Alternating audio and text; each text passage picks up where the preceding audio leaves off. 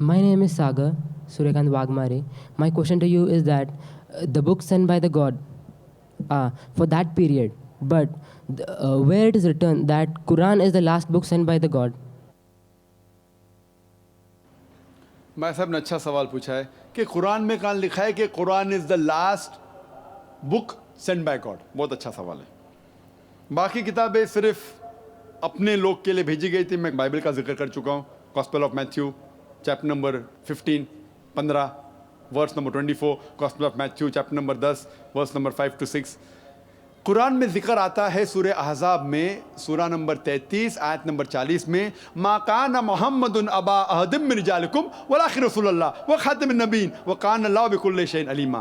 محمد صلی اللہ علیہ وسلم آپ مردوں میں سے کس کے پتا نہیں ہیں، لیکن وہ اللہ کے رسول ہے اور خاتم النبیین ہے، آخری نبی ہے، اور اللہ سب سے بہتر جاننے والا ہے. کتاب نازل کرنے کے لیے ضرورت ہے ایک رسول کی. تو جب رسول ہی نہیں آئیں گا تو کتاب کیسے آئیں گی؟ تو جب محمد صلی اللہ علیہ وسلم لکھا ہے قرآن میں کہ وہ آخری نبی ہے، آخری رسول ہے، اس کے بعد کتاب تو نازل ہو ہی نہیں. اٹس انڈرسٹوڈ، بولنے کی ضرورت نہیں. آخری نبی آخری رسول محمد صلی اللہ علیہ وسلم تھے، اسی لیے آخری نبی سارے انسانیت کے لیے بھیجے گئے تھے. اور قرآن میں ذکر آتا ہے قرآن بھی ساری انسانیت کے لیے بھیجا گیا ہے. باقی جتنی کتابیں ہیں قرآن میں لکھا ہے کہ صرف بھیجے گئے تھے اپنے لوگ کے لیے، پیغمبر بھی اور وہ کلام بھی.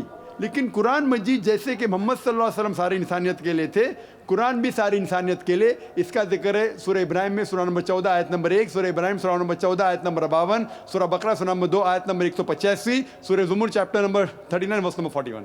اور بھی حوالہ دے سکتا ہوں میں، لیکن یہ کافی ہے.